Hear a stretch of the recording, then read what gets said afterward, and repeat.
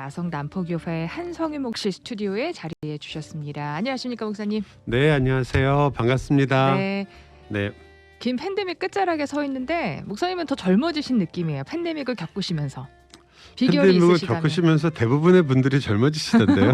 그러셨나요? 다들 아마 이제 더 운동에 신경을 쓰시는 분도 많고요.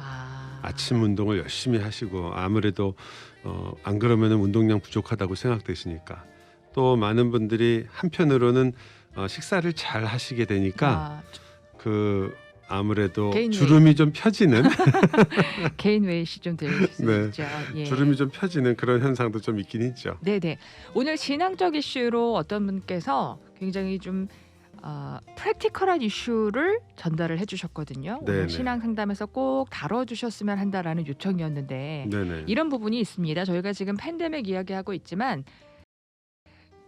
규모가 적은 교회는 팬데믹에 온라인 예배 자체도 제공이 안 돼서 클로즈를 한다든지 네. 아니면은 전임 사역자분들이 사역을 내려놓게 된다든지 이제 그런 패턴이 좀 있었어요. 네네. 그러다 보니까 일부 교단에서는 잠시라도 사역을 내려놓게 되면 더 이상 목사, 전도사 또는 뭐 장로 이런 직분을 쓸 수가 없다. 그러니까 사역을 쉰다면은 그런 직분을 부를 수가 없다. 이렇게 얘기를 하셨다. 네네. 그래서 정말 성경적 직분론은 무엇인가라는 질문을 주셨거든요. 아마 특히 우리나라 교회가 호칭이 굉장히 어려운 편이죠. 그리고 교단마다 목회자를 양성하고 그 목회자를 안수하는 그런 방법들이 조금씩 차이가 있어요. 같은 공통점은 안수를 통해서 한 사람을 구별해서 그 가스펠 미니스트리라고 그러죠. 복음을 전하는 그런 일로 구별을 해서 하나님 일을 하도록 한다라는, 일단 그 안수라는 것은 굉장히 다 어느 교단이든지 가지고 있는 공통점인 것 같아요.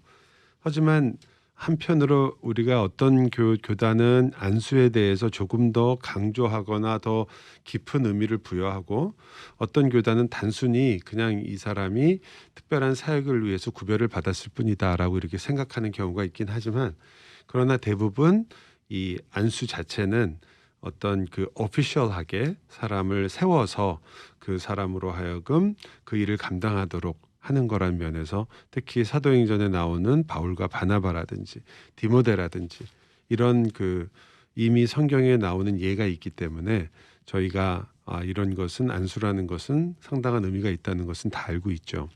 그러나 지금 하신 질문처럼 어떤 사람이 그럼 안수를 받으면 그 안수받은 것 때문에 평생을 그 일을 끝까지 다 하게 되느냐, 이런 그 안수라는 것이 한번 받으면은 끝까지 그 안수의 효과가 일어난다라고 생각하는 분들이 계시고, 네.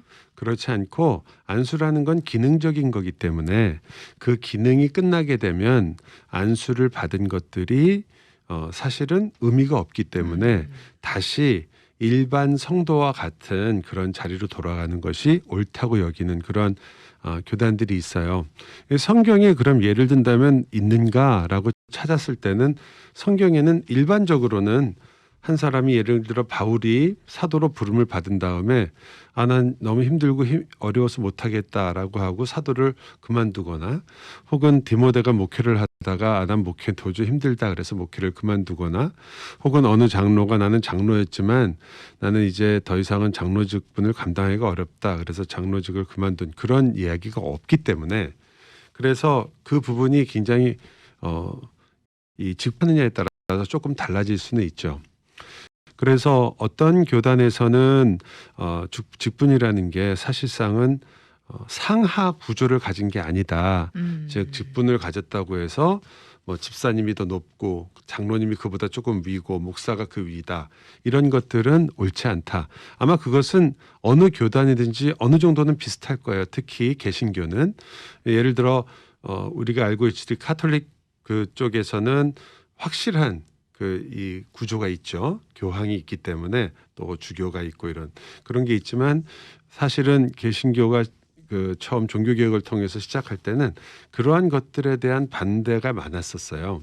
그래서 목회자라는 것이 어떤 특별한 성직이어서 일반 사람들보다 더 성스럽고 거룩하다라는 그러한 개념에 반대해서 여러분이 일반적인 일을 하시는 모든 분들도 그것을 하나님의 뜻에 따라서 정직하고 그리고 주님이 주신 사명이라 여기고 할 때 그것도 거룩한 직분이다. 그것도 역시 하나님의 부르심을 받은 성직과 같다. 이러한 그 원래 개념이 굉장히 많이 있었고 특히 루터의 모든 믿는 사람은 제사장이다라는 그러한 이야기 자체도 벌써 이 성직자가 독점하고 있었던 그런 어떤 그 제사처럼 보이는 혹은 이 제사장만을 통해서 할 수 있었던 하나님께 가는 길 이런 것들이 이미 이게 성경적으로는 옳지 않다라는 것을 우리가 문화적이거나 삶 속에서는 자꾸 가지게 돼요. 그거를 저희도 그렇지만 아무리 목사가 아무리 얘기를 해도 미국 교회도 거의 비슷한 것 같아요.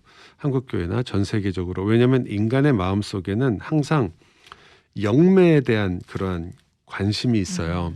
그 영매의 궁극적인 역할을 하신 분이 사실은 이 모든 것을 완성시키셔서 예수님께서 그 모든 것을 완전히 무너뜨려 버리신 거거든요. 그런 건 아니다. 오로지 예수님이다. 그런데 사람들은 아무래도 예수님은 지금 바로 내 곁에 보이지 않고 그렇지만 나는 신적인 그런 어떤 초월에 가까이 가고 싶고 그렇기 때문에 자꾸 사람이 뭔가를 만들고 싶어 해요. 물건이 될 때도 있고 혹은 사람이 될 때도 있거든요. 그러다 보니까 우리가 자칫 잘못해서 심해지면 이제 샤머니즘적인 그런 모습도 갖게 되지만 그렇지 않고 좋은 의미로 받아들여도 우리는 항상 어떤 그 존경의 대상이라든지 이런 분한테 그러한 위치를 자꾸 허락해 드리려고 하거든요. 특히 우리 같이 유교적인 문화권에 있던 분들은 옛날엔 선생님 그림자도 안 밟았잖아요. 그렇죠. 그리고 선생님은 정말 화장실에 안 간다고 생각했죠. 저는 이제 국민학교를 나왔는데 국민학교 때 선생님 하면은 정말 거의 하나님과 동일이 선생님하고 눈 마주치는 것도 굉장히 조심스럽고 무서웠던 때인데 그러한 것들이 우리가 아마 가지고 있는 생각 속에 조금씩 남아 있고 그러기 때문에 목회자를 자꾸 그 자리에다가 이렇게 세우고 싶어져요. 그래서 목회자를 통해서 하나님께 더 가까이 갈 수 있다고 생각하다 보니까 목회자가 자꾸 이 신앙적인 문제에 있어서는 항상 그가 말씀을 잘 가르치고 인도하고 이런 것은 맞는 거지만 그러나 무언가 나보다는 더 위에 있는 사람 하나님과 더 가까운 사람 이런 생각을 하게 되죠. 모든 목사님들이 다 그렇지도 않고 또 목사님마다 약간 차이는 있고 또 제가 보기에는 거의 대부분의 목사님들이 영적으로 일반 성도들보다는 당연히 성숙한 모습을 갖고 계시죠. 또 그래야 되고 왜냐하면 지도자니까 성경에서도 그걸 원하고요. 하지만 모든 목회자가 믿음이 성도보다 더 너무 쉽게 이렇게 일반화시키는 거예요. 목회자의 믿음은 부족하지만 그가 전하는 말씀을 통해서 성도들이 그 말씀의 진리를 가지고 살아갈 수 있는 경우가 굉장히 많이 있고 목회자 자신도 이것은 이제 그 정직하고 성실한 목회자를 말하는 건데 그 말씀을 전하면서 자기가 끊임없이 부족하다고 느끼지 나는 이 사람들을 가르칠 만한 자격이 있다라고 생각하는 건 맞지 않거든요. 그게 당연한 결과고 또 그래야 되고요. 그런데 자꾸 그런 게 흔들리니까 교회 안에 자꾸 계층이 생기게 되고 그러한 직분에 대한 계층이 생기게 되면 결국은 그 직분의 독특한 의미를 자꾸 부여하게 돼요. 그것이 아마 우리가 이제 21세기에 들어오면서 모든 것이 절대적인 것들이 무너지면서 교회 안에서도 좋은 의미에서 이것이 그냥 절대적인 어떤 지위가 아니구나라는 것들을 조금 더 깨닫게 되신 것 같아요. 한편으로는 긍정적인 면이 있고요. 그러나 또 한편으로 본다면 그렇게 하다 보니까 교회 안에 많은 분들이 우려하시는 것처럼 과연 질서가 세워질 수 있을까? 또 교회 안에 어떤 일을 할 때 좀 더 일사불란하게 효율적으로 하는 것들이 과연 가능할까? 이런 질문들을 하게 되시는 거죠. 그리고 그러한 것들과 겹쳐서 어떤 일이 생기냐면 이제 목회자들이 그렇기 때문에 목회자는 교회 내에서 가지고 있는 위치와 또 해야 되는 일 여러 가지를 고려해 볼 때 당연히 교회에서 한번 안수를 받게 되면 그 교회의 그 사정이 어떻게 돼서 만약에 그가 목회를 그만두건 혹은 그러한 것들을 통해서 하는 일들이 목회뿐 아니라 다른 이중직 문제도 요즘 많이 생기잖아요. 목사님들도 다른 일을 하고 계실 때 그렇다면 목회자라고 부를 수 있겠느냐라는 그런 질문이 생긴 것 같아요. 여러분이 과거에 가지고 있던 생각, 즉 목회자가 어떤 절대적이거나 또 혹은 가장 높은 그런 위치에 있는 사람은 아니다라는 것은 그를 존경하지 않겠다 혹은 그렇기 때문에 그 사람이나 나나 똑같기 때문에 뭐 아무런 것 의미도 없다라는 의미하고는 전혀 다릅니다.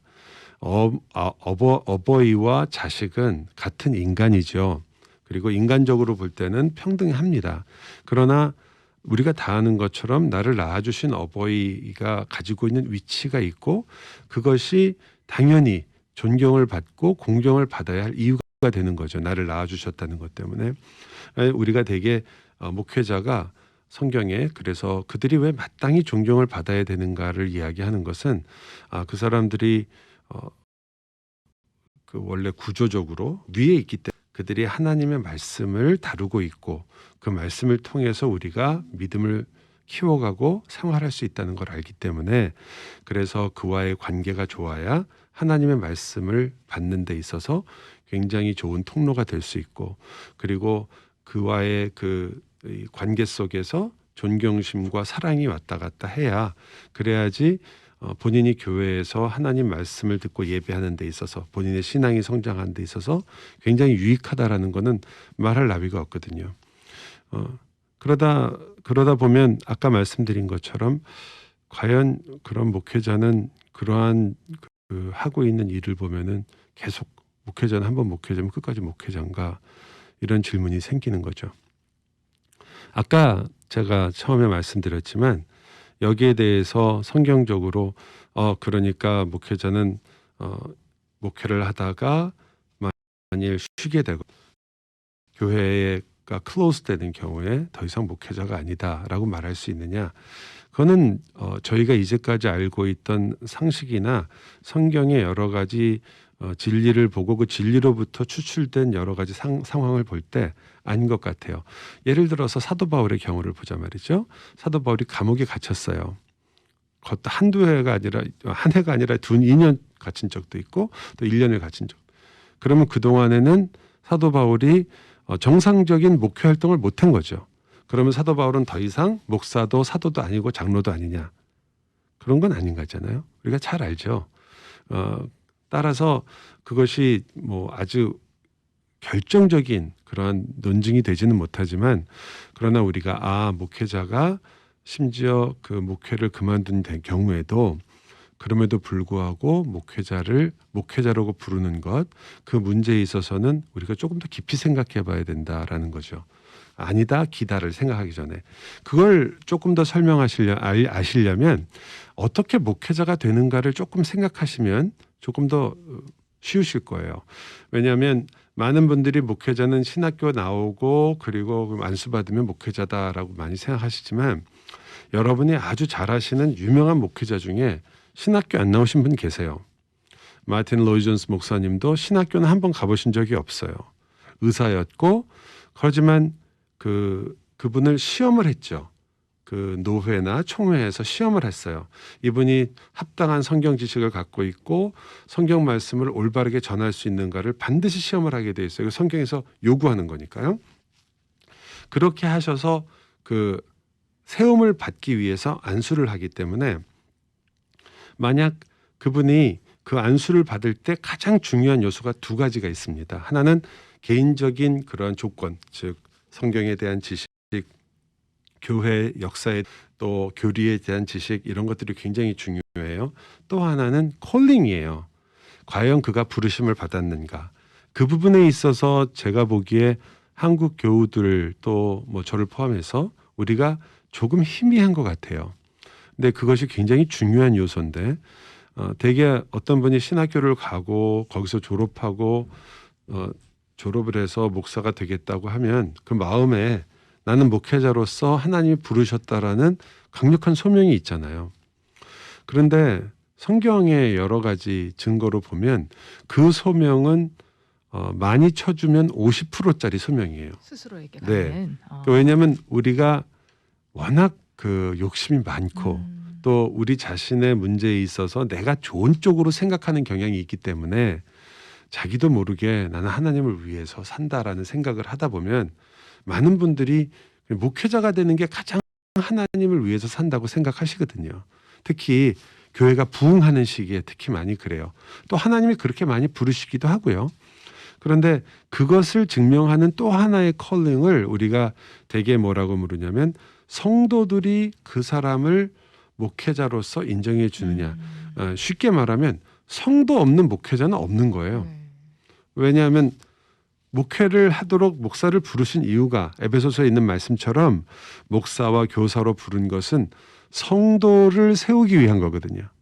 그러니까 성도를 세우기 위해서 목회자를 부른 거지 목사를 만들어 놓고 성도를 불러 모은 게 아니에요. 그러니까 여러분이 정확하게 말씀을 드리면 모든 목회자는 성도를 위해서 존재하잖아요. 그러니까 성도가 목회자를 사실은 섬기는 게 아니고 목회자가 성도를 섬기는 겁니다. 그게 뭐 성경의 당연한 가르침이에요. 그래서 여러분이 목회자를 통해서 본인의 신앙을 성장시켜 나가는 거지 여러분이 목회자를 섬겨가지고 막 뭐 하나님 바로 동창처럼 만들어내는 게 아니거든요. 근데 저희가 그러기가 쉽죠. 근데 결국 목회자가 그런 의식을 갖게 되면 어떤 일이 생기냐면 내가 만약 내 자신이 아무리 강하게 소명이 있더라도 어떤 교회나 성도들의 부르심이 없다면 깊이 고민을 해봐야 되는 문제가 되는 거예요. 자, 그렇다면 아까 문제로 돌아오면 어떤 분이 이제 목회를 하시다가 목회의 어려움, 특히 이런 팬데믹 같은 경우에 어려움이 생겼어요. 그래서 도저히 교회를 계속 하기가 어려울 것 같다. 지금 뭐 성도가 2명이다, 1명이다, 혹은 어떤 분은 뭐 10분이고 어떤 분은 좀 많으실 수도 있고 뭐 다 다르시지만 그래서 내가 목회를 도저히 하기 어렵다라고 할 때는 원래는 본인이 결정을 하시는 게 아니고 내가 목회를 하다가 상식적이고 또 기도를 하시다가 그냥 하시는 게 아니고 당연하고도 분명하게 성도들에게 물어봐야 돼요. 성도들에게 물어봐야죠. 나는 지금 보니까 교회를 클로즈하는 게 맞다. 성도가 아무도 없을 때는 당연히 클로징이고요. 그거는 어쩔 수 없는 거고 성도가 있는데 하지만 교회를 도저히 유지할 수가 없는 거 아니에요. 경제적으로. 그럴 때 하나님의 뜻을 좇아서 이거는 내가 목회할 그것이 아닌가 보다라고 충분히 생각할 수 있지만 그러나 성도에게도 똑같이 물어봐야 될 책임이 있어요. 한 분이 됐건 두 분이 됐건 그건 상관이 없는 거죠 원래. 그러니까 우리가 목회자가 된다는 걸 생각해 보면요. 그리고 많은 목사님들이 목회지를 옮기실 때도 대개 개인의 결단이 굉장히 중요하잖아요. 그렇지만 그 문제도 사실은 굉장히 까다로운 문제가 될 수 있어요. 왜냐하면 과연 내가 저쪽에서 부름을 받은 것과 또 여기서 부름받은 것에 대해서 내가 결정하고 내가 생각하는 것만이 옳은 것이냐 아니면 성도들의 지혜를 묻는 것이 중요한 것인가. 물론 제가 말하는 게 약간 아이디어를 이유는 한국교회 교인 중에 본인이 섬기던 교회 담임 목사님이 다른 교회로 옮기신다고 하는데 안 됩니다. 다 그러지. 가셔야 됩니다. 이런 분 없으니까 목사님들이 그거는 무르나 만하다라고 생각하시지만 실제로는 성도들이 그 부분을 잘 깊이 생각하셔야 되고 그 목사님이 왜 그쪽 컬링이 맞는 건지 그리고 우리 교회에 어떤 것이 필요한지 그런 걸 정말 성숙하게 생각해야 될 시기가 좀 다가오는 것 같아요. 예전에는 우리 목사님 하셨기 때문에 그렇게 하셨지만 이제는 그런 것도 고민해야 되고 목사님은 반대로 만약에 성도들이 그러한 여러 가지를 고려해서 같이 고민하고 기도하고 성도들의 의견을 물어봤을 때는 적어도 한두 번 정도라도 본인이 이것이 하나님께서 그저 내 마음에 나도 쉽게 욕심에 끌리거나 내 비전 혹은 내가 하고 싶은 일들이 있기 때문에 하나님이 사실은 이곳에서 충성하라고 하는 걸 내가 잊어버릴 수도 있다라는 걸 생각하셔야 된다는 면이죠. 자, 그러면 교인이 이제 없어서 또 물어봤어요. 물어봤는데 이제 교회를 클로즈하자. 그러면 이제 교인이 없고 목사가 남는 거 아니에요? 그러면 그분이 목사냐? 왜냐하면 아까 목사는 성도를 위해서 있는 건데 지금 성도가 없으니까. 근데 그렇지만 아까도 말씀드렸지만 어떤 경우에는 그 기간이 애매하긴 하지만요. 하나님께서 성도가 없이 그 목회자로서의 그 일들을 자기의 삶 속에서나 혹은 주위의 가족들과 또 여러 사람들을 통해서 유지를 시키시다가 다시 하나님이 부르시는 경우가 많이 생겨요. 그래서 교단마다 차이는 있지만 대부분의 교단들은 그런 목사님들을 부르는 무임 목사라는 말을 합니다. 그 무임 목사라는 말은 여전히 목사로서의 회원권을 가지고 있고 그리고 목사로서 분명하게 그 컬링을 받은 사람으로 인정해 주지만 그러나 계속해서 우리가 말하는 외부에서 성도로부터 온 컬링이 없다면 깊게 생각해 봐야 된다. 본인이 정말 목회로 부름을 받았는지. 그래서 교단마다 차이가 많아서 이건 일률적이지 않지만요. 일반적으로 3년에서 5년 정도를 시간을 봐요.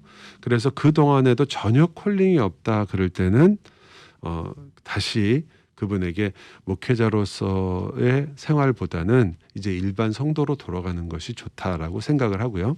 그러나 일반 성도로 돌아갔을 경우에라도 제가 아시는 목사님도 한 거의 8년 정도 컬링이 없으셨어요.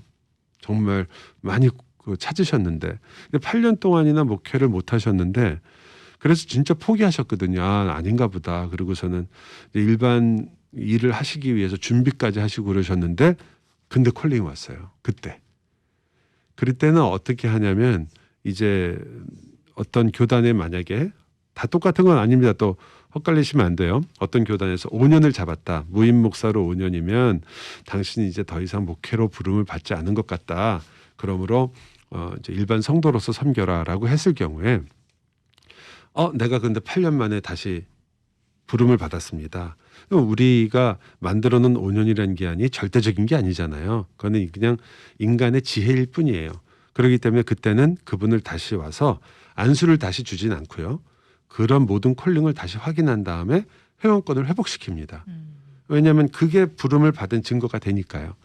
그러니까 아까 질문하신 그런 경우를 본다면 팬데믹 동안에 하다 보니까 전도사님인데 전도사가 안 됐고 또 목사님인데 목사를 심으로 할 수 없게 됐다 했을 때는 잠시 목회지가 없으시지만 그러나 이런 한 번의 사건 특히 이런 정말 우리가 예상하지 못했던 일들로 인해서 이렇게 일어나는 걸 가지고 이분이 목사로서는 더 이상 불릴 수 없다. 전도사가 아니다라고 말하는 거는 여러 가지로 상식적인 면에서나 또 성경이 말하고 있는 여러 다른 증거들을 볼 때도 너무 성급하신 것 같아요. 그렇게까지 할 필요는 없고 우리가 그분이 계속해서 오히려 좋은 컬링이 있도록 기도해드리고 하나님께서 그를 준비하신 일이 있기 때문에 그러나 그 목사님이나 전도사님이나 사역자들은 과연 내가 하나님 앞으로 받은 컬링이 이제 계속 유효한가 중간에 목회를 하다가 저도 옛날에 똑같은 생각을 했는데요. 그게 이제 목회가 안 되고 그리고 쉬게 되거나 이렇게 되면 목사님들이 컬링 하나님이 나를 부르셨다라는 생각 전에 실패라는 생각을 많이 하세요. 내가 어쩐 때는 내 인생이 실패했다 생각을 하세요. 내가 목회를 하려고 목회를 시작했는데 그러면 하나님의 뜻에 따라서 목회하시겠다고 한 거 아니에요? 그러면 하나님의 섭리와 뜻이 이제 나를 위해서 내 백성을 위해서 특별하게 말씀을 전하는 그 일은 난 너에게는 더 이상 맡기지 않고 너는 더 다른 방법으로 나를 섬겼으면 좋겠다라고 하는 것에 순종하기가 굉장히 어려운 거죠. 사람이 고집도 있고 나는 다시 한번 할 수 있어라는 생각이 다 있으니까요. 그것을 위해서 우리가 어느 일정 기간이 되면 조금 겸손하게 낮추는 것이 필요한 것 같아요. 그래서 나는 그럴지도 모르겠다. 하지만 그러다가 또 하나님께서 부르실 수도 있고요. 그러나 본인은 있고 그리고 그러한 말을 들을 때 혹은 어떤 분이 아니 목사도 아니면서 목회도 안 하면서 무슨 목사냐 이런 말을 들을 때 너무 상처 입지 마시고 사실은 목사님들 상처 받기 쉬운 말이거든요. 그리고 전사님들도 그렇고 또 장로님들도 뭐 장로 시무 안 하시면 무조건 아니라 휴무를 하실 수도 있고 또 교회가 그렇게 되는 바람에 장로로서의 일을 더 이상 할 수 없어서 다른 교회로 가시게 되고 이런 일도 있잖아요. 목사하고 장로님들하고 일반적으로 조금 다른 것은 특별히 이제 이거는 장로교의 케이스가 되는데요. 왜냐하면 장로교가 이제 장로님들에 대한 그런 것들이 많이 있으니까 장로님은 그 교회에서 인정하신 리더예요. 그래서 그 교회에서 인정을 했고 교회에서 했기 때문에 다른 교회를 가시면 사실은 똑같은 인정을 다시 받으셔야 돼요. 그쪽 교회 컨그리게이션한테. 안 그러면 그분은 사실은 그 실질적인 시무하시는 장로님으로서는 아니시죠. 워낙 우리나라는 모든 호칭이 그분이 가지고 있는 직분에 의해서 결정되기 때문에 한번 장로님을 분을 일반 성도처럼 부르지 못하죠. 그래서 장로님이라고 말하지만 그러나 그때는 사실은 엄밀한 의미에서 예를 들어 A라는 교회의 장로님이 B라는 교회에서도 똑같은 일을 심호할 수 있는 장로님이 곧바로 될 수는 없어요. 다 아실 거예요. 그래서 오시면 협동장로님이라고 이름을 많이 붙여드리죠. 그리고 이제 거기서 다시 투표를 통해서 이제 장로님으로 세우시잖아요. 너무 당연한 거예요. 왜냐하면 그건 교회에서. 하지만 대부분의 목회자들은 본인이 속해 있는 교단이나 그 교단이나 노회나 총회를 통해서 안수를 받고 목회자가 되기 때문에 그 교회의 교인들이 이분을 교육시키고 옆에서 알고 한 교인 중에 한 분으로서 세운 게 아니라 하나님의 말씀을 전하실 분을 교회에서 청빙을 하게 된 거기 때문에 그 내용이 좀 그러나 많은 분들이 잘 아시는 것처럼 우리가 목회를 하시는 분들 중에 쉬시는 분들 혹은 어려움이 있는 분들 지금 얼마나 그 어려움이 많아요. 그런데 당신은 지금 심무를 하고 있지 않으니까 목사도 아니고 너 이 사역자도 아니다라는 말은 조금 더 시간을 더 두셔도 돼요. 한 5년 후에 말씀하셔도 됩니다. 그때는 아무래도 좋은 의미에서 우리 목사님 한번 더 기도해 보시는 게 좋지 않겠는가라는 것은 어떻게 얘기할 수 있지만 그러나 그것이 되면은 당연히 아니다. 많은 분들이 이제 개혁교회나 여러 교회들 중에 만약에 당신이 지금 양떼를 치고 있지 않다면 목회자가 아니다라는 그런 것들이 강하기 때문에 그냥 그 목회지를 잃으면 그냥 목사가 아니다 이런 생각 많이 하시는데 그렇지는 않습니다. 왜냐하면 하나님께서 가끔 중간에 쉬게 하실 때도 있기 때문에 그런 것들을 고려하시면 어려움 없이 하실 거고 또 오히려 서로에게 격려가 되지 않을까 생각이 들어요. 목사님들에게는 목사님 힘 잊지 마십시오. 지금 이렇게 어렵지만 곧 하나님께서 길을 주실 거라고 믿는다. 또 목사님대로 내가 주님께서 주신 이 일을 다시 한번 소명을 확인하고 주님께서 나를 어떻게 부르셨는가를 생각해 보겠다라는 그런 겸손의 시간으로 삼는다면 양쪽이 다 그리고 어느 날인가는 서로 만나서 하나님의 교회를 다시 섬기게 되는 주님이 주신 은사를 가지고 어쨌든 저는 개인적으로 이렇게 생각하는데 어떻게 하셔든지 여러분과 저는 뭐 목사가 됐건 성도가 됐건 교사가 됐건 모든 그 은사대로 하나님의 교회 성도를 섬기게 될 겁니다. 네. 오늘 귀한 말씀 감사합니다. 나성 남포교회 한성희 목사님의 성경적인 직분론 설명을 좀 들어보았고요. 도움 되셨길 바라겠습니다. 유튜브 위주 복음방송 채널 들어오시면 오늘 다시 보기 가능하시고 또 주변에 필요하신 분들에게 정보 함께 나눠주실 수 있습니다. 다음 시간 기대하며 인사드리죠. 나성 남포교회 한성희 목사님 고맙습니다. 감사합니다.